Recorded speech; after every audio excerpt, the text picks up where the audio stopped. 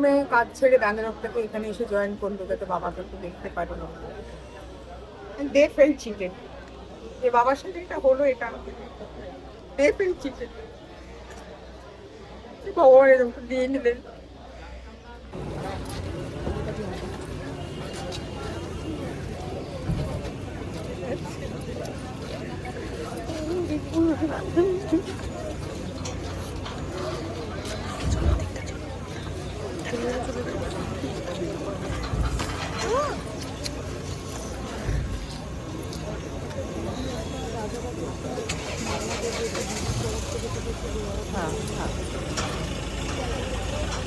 ভেতরে নিয়ে ওই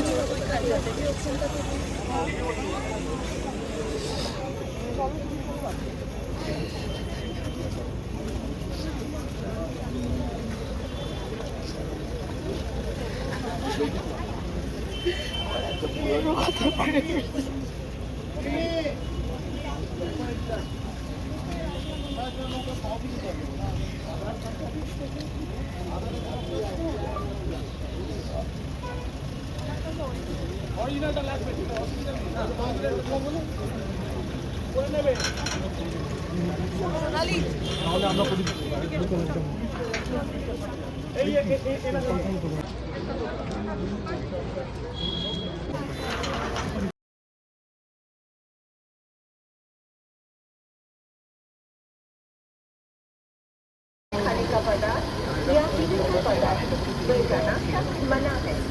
आपके सहयोग के लिए धन्यवाद।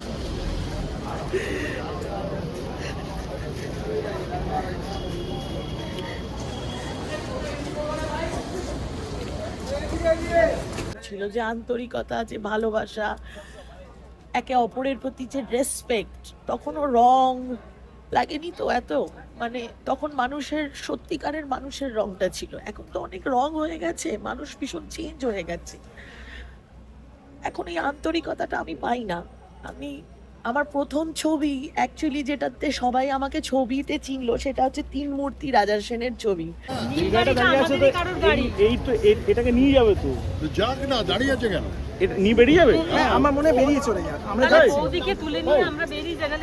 চাবি তুলবে তো বৌদি? না, চাবি দেওয়া আছে। আমরা বেরিয়ে যাবো এই গাড়িটা নিয়ে। বেরিয়ে কি করে হবে? ওকে তো বাড়িতে যেতে হবে। আরে আস্তে আস্তে যাক না। কনফিউশনটা একমাত্র হচ্ছে রিমি গেটটা খুঁজে পাচ্ছে না বলে, সেটাই কনফিউশনটা হচ্ছে। রিমি একা একা গেল কেন? শুনলো না। বলছিলাম এই গাড়িটা ফলো করছো, কোন দিকে? ওই তো বুবলা। হ্যাঁ বলো। বুবলা হেঁটে আসছে না? হ্যালো।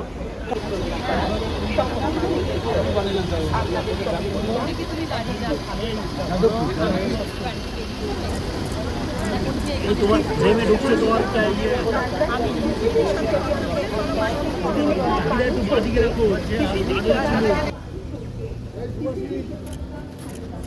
এখানে ঢুকলে লন্ডনের যে কোনো প্রেক্ষাগৃহের ভিতরে পানীয় জল ব্যতীত কোনো প্রকার খাবার বা পানীয় নিয়ে প্রবেশ করা না একদম ঠিক।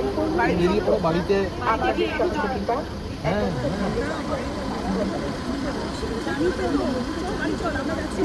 তুমি চলে যাও বাবা, আস্তে আস্তে তুমি এগো, এরা পৌঁছে যাবে ততক্ষণে।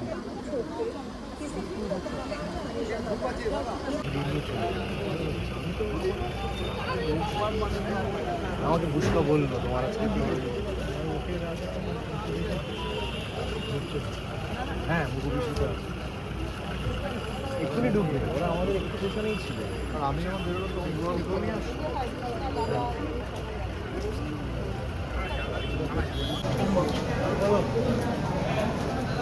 আমি নন্দন এসছি।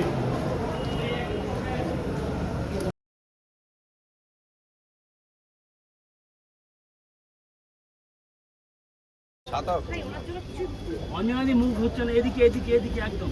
হ্যাঁ ঠিক আছে।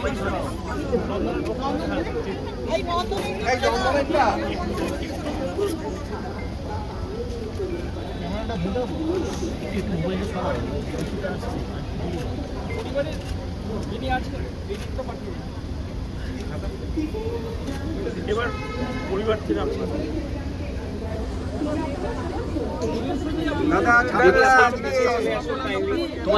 তোমার ছাতা চলে আসছে।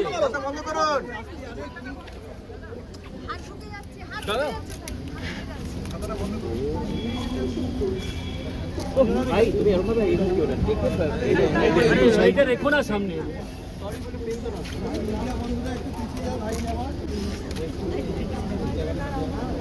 দিদি আপনি একটু সরে যান, একটু হয়ে গেলে সরে যান। Thank you.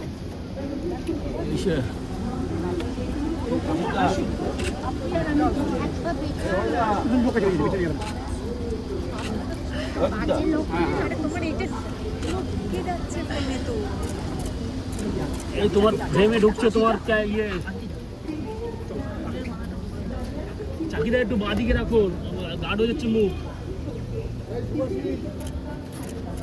এখানে ঢুকলে লন্ডনের যে কোনো প্রেক্ষাগৃহের ভিতরে পানীয় জল ব্যতীত কোনো প্রকার খাবার বা পানীয় নিয়ে প্রবেশ না করা না একদম ঠিক, বেরিয়ে পড়ো বাড়িতে। আমাদের সহযোগিতা হ্যাঁ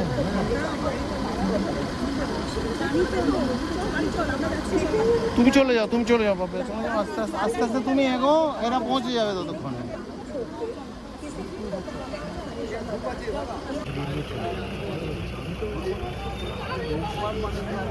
আমাকে বুঝতে বললো তোমার আজকে হ্যাঁ মুখে বিষয়টা এক্ষুনি ঢুকবে, ওরা আমাদের একটু পেছনেই ছিল, আর আমি যখন বেরোলো তখন দুয়ার নিয়ে আসছি।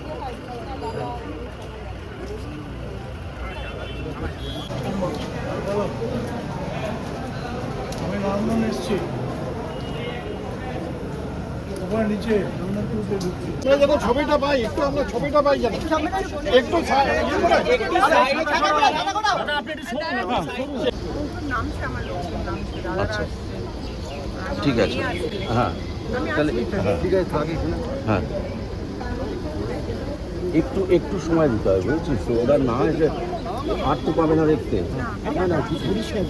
ডাক্তার বলে দিয়েছেন রাইডার সেটেল করে গেছে, দেরি না করতে। না দেরি না, মানে এটা করে তো তুই বাড়ি হয়ে যাবি তো। অনেক দিন ধরেই দাদা অসুস্থ ছিলেন, আমার বাড়ি ফিরলেন, আবার অসুস্থ হলেন। আপনি বলেছিলেন যে দামও আবার দেখানোর কথা ভাবা হচ্ছে। আমরাও দ্রুত অসুস্থতা কিন্তু দু রকমের।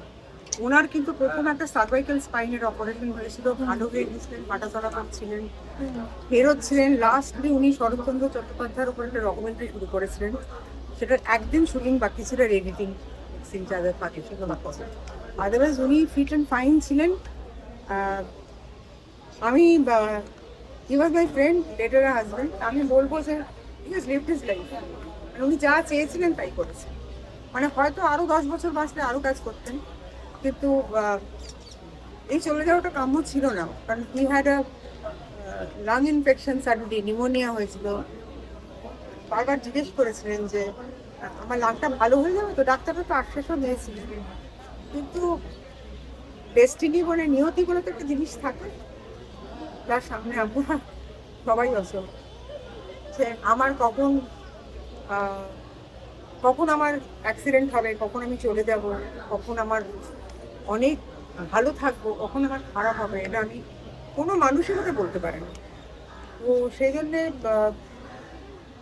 আমার যেটা বক্তব্য সেটা হচ্ছে যে উনি লাস্ট 2 দিন ধরে এই ভেন্টিলেশনে ছিলেন এবং কিডনি ফেলিয়ার হয়ে গেছিলো, একটা কার্ডিয়াক অ্যারেস্ট হলো আজকে, লাস্ট কার্ডিয়াক অ্যারেস্টটায় উনি নিজেকে আর ধরে রাখতে পারলেন না।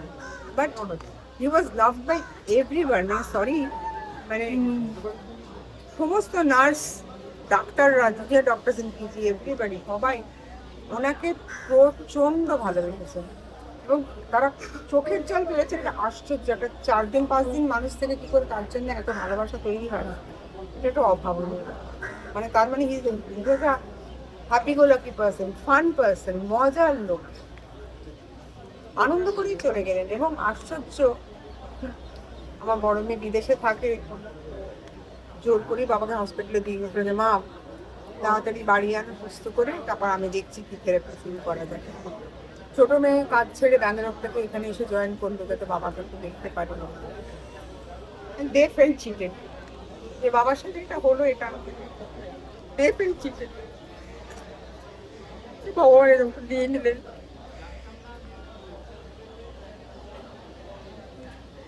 এটা আমাদের কাছে খুব দুঃখজনক।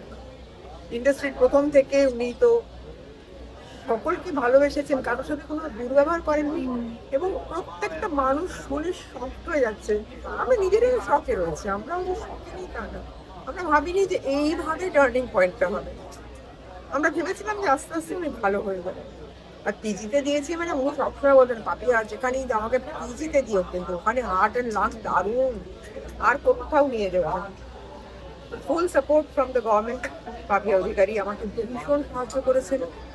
আমার সহকর্মীরা, আমার থেকে ছেলে মানুষ, ঋতুপর্ণা, প্রসেনজিৎ, সুব্রদীপ দত্ত, সোমা, মানে দিলীপটা, মানে কার কথা বলবো, যে মৌসুমি এসছে আজকে, কি নয় পুরো ফোরাম এসে বলে যাচ্ছে খালি দিদি আমরা সাথে আছি, দিদি আমরা সাথে আছি। এই যে ভালোবাসাটা রাজাদা কুড়িয়েছেন, কারণ এদের কোনো শিশু দেখেছেন চোখের সামনে এরা বড় হয়েছে, আরো থেকে আরো কাজ করতে পারবেন, এটাই ভালো।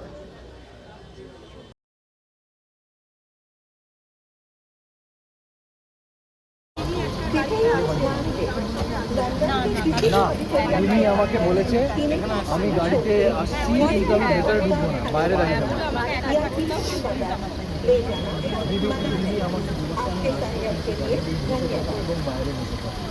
দিকেই আছে কই পিসি ভাই বাড়ি যাচ্ছে, পিসি ভাই বাড়ি চলে যাচ্ছে। পাপিয়া এগিয়ে যাক বাড়ি বাড়ি ভাই একটু দেখি ভাই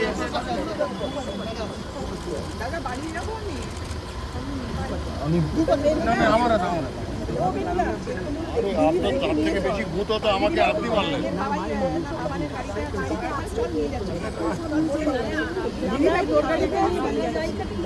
হ্যাঁ ওখানে যাচ্ছি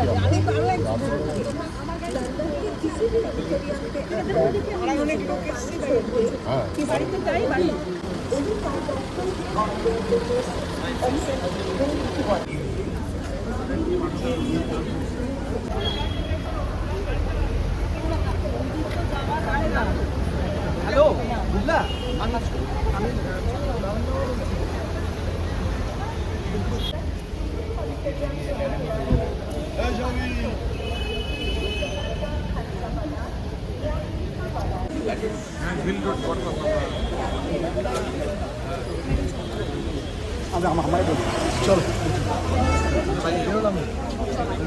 চলে গেছে।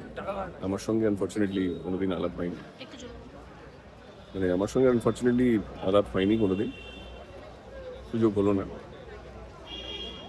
পাপি আন্টির সঙ্গে আছে, আর এটাই এটুকু। এগুলো তো সব প্রফেশনাল কথা। আসলে ওনার সঙ্গে আমার অনেকটা জীবনের সময় জড়িয়ে আছে। আমি যে সময় ওনার কাজ করেছি সে সময়টাই একদম অন্যরকম ছিল, যে আন্তরিকতা, যে ভালোবাসা, একে অপরের প্রতি যে রেসপেক্ট, তখনও রং লাগেনি তো এত, মানে তখন মানুষের সত্যিকারের মানুষের রংটা ছিল। এখন তো অনেক রং হয়ে গেছে, মানুষ ভীষণ চেঞ্জ হয়ে গেছে।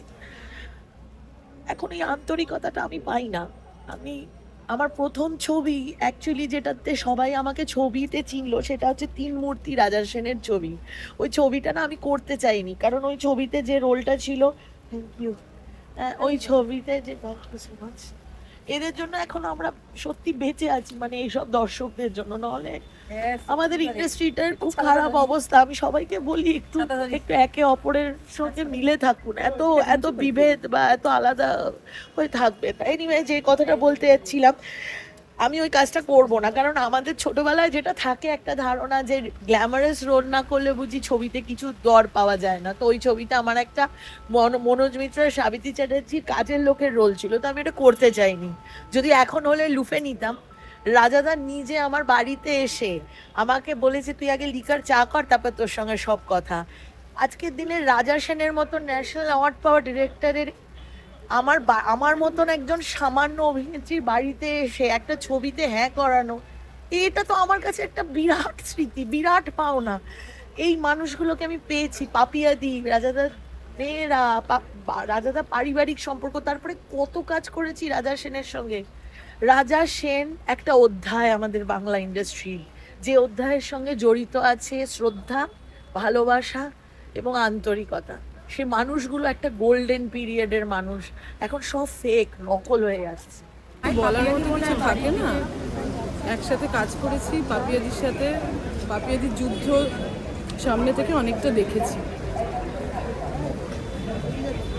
ওই যতটুকু পাশে দাঁড়াতে পারি সেই জন্য এলাম, এইটুকুই বলার, আর কি বলবো বলো। তো বিরাট ক্ষতি বটেই, তার সঙ্গে আমাদের তো পারিবারিক ক্ষতিও। রাজাদার চলে যাওয়াটা তো আমাদের পরিবারের একজন আত্মীয় বিয়োগের মতোই, কারণ রাজাদা আমাদের ভীষণই পারিবারিকভাবে ভীষণই কাছে ছিল। তো সবটা মিলিয়েই মনটা খুবই ভারাক্রান্ত হয়ে আছে। যখন এমন একটা সময়ের মধ্যে দিয়ে আমরা যাচ্ছি যে সময় সত্যি বাংলা চলচ্চিত্র বলো বা যাই বলো, সবটা একটা ট্রানজিশন পিরিয়ডের মধ্যে আছে। এই সময় যেটা বললে যে দাম, আপনাদের বোধ হয় আগে একটা স্ক্রিনিং হয়েছিল দাম, তো দাদা এমনি ভাবনা চিন্তাও ছিল যে কিছু কাজ করার, এই ব্যাপারেও আমার সঙ্গে কথাও হয়েছিল। তো চলে যাওয়াটা তো কেউ আটকাতে পারে না। আশা করবো যে রাজাদার পথ ধরে যারা এখন ছবি করছে, আবার এখনো মনে আছে যে প্রথম যখন রাজাদা সুবর্ণলতা করে সেটা কীরকম সাড়া ফেলে দিয়েছিল। আমি ব্যক্তিগতভাবে রাজাদার সঙ্গে 2-3টে টেলিভিশন প্রজেক্টে কাজ করেছি। তো পরিচালক হিসেবে রাজাদার এত ঠান্ডা, ধীর, স্থির, সুন্দর, যেটা পরিচালকের হওয়া উচিত, সেটার ব্যাপারে রাজাদা একদম আদর্শ মানুষ ছিলেন। আর এমনিতে তো কি বলবো, মানুষ হিসেবে তো একদম অন্যরকম একটা মানুষ ছিল। তো রাজাদাকে হারানোটা একটা বিরাট সিনিয়র পরিচালক, সেন্সিটিভ মানুষ ছিল, সাহিত্য গল্প নিয়ে ছবি করেছে, ন্যাশনাল অ্যাওয়ার্ড পেয়েছে। আমি সুচিত্রা নিউজিল্যান্ড ডকুমেন্টারি অ্যাওয়ার্ড পেয়েছে। আমরা খুব ভালো মানুষ। হঠাৎ যেরকম অসুস্থ চলে যাবে, ইন্ডাস্ট্রির তরফ থেকে আমরা খুবই শান্তি পাই। আমাকে কলকাতা এনেছেন, ইন্ডাস্ট্রিতে এনেছেন। রাজাদা আমার মেন্টর, ওনার জন্যে আজকে আমি এখানে দাঁড়িয়ে আছি, ওনার জন্য আজকে আমি ইন্ডাস্ট্রিতে কাজ করছি বা ইন্ডাস্ট্রিতে আমার এন্ট্রিটা হয়েছে। সো রাজাদার লসটা আমার জন্য, মানে আমি সেটা ভাষায় বোঝাতে পারবো না রাজাদা আমার জন্য কী ছিল। তো এটা হঠাৎ করে এরকম একটা হবে আমরা কেউ ভাবতে পারিনি, কিন্তু আমার কথা হচ্ছে আমি রাজাদার জন্যই আজকে এখানে আছি। রাজাদাই আমাকে এনেছেন, রাজাদার হাত ধরে আমার ইন্ডাস্ট্রিতে আসা।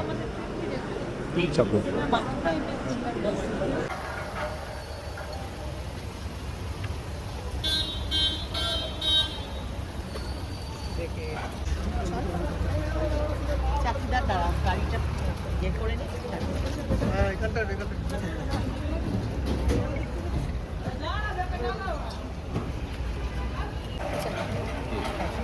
রাজাদার গাড়ি। হ্যাঁ হ্যাঁ,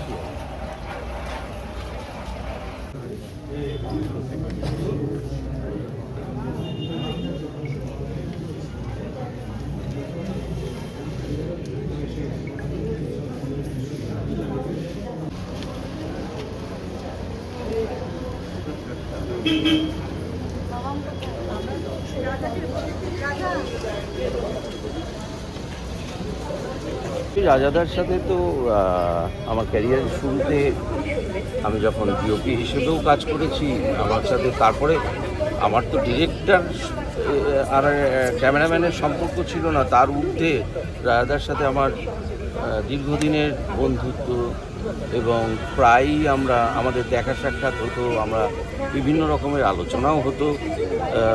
মাঝে মাঝে এই অসুস্থ হওয়ার পরেও ফোন হয়েছে, কথা হয়েছে, এবং আমি জানতাম যে রিসেন্ট উনি আরেকটা ছবি করবেন, সেটা নিয়েও তোড়জোড় হচ্ছিল, সেটা নিয়েও আলোচনা হয়েছে। হ্যাঁ, এভাবে হঠাৎ করে চলে যাবে